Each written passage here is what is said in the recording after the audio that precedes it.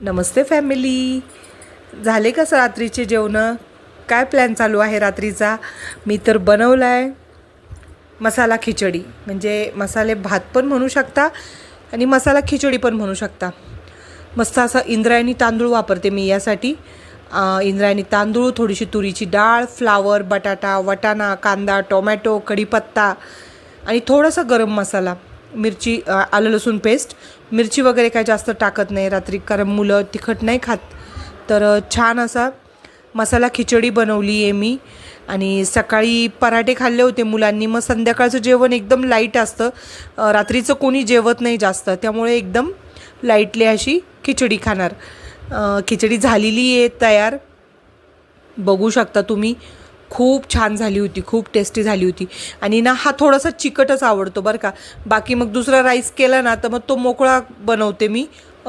पण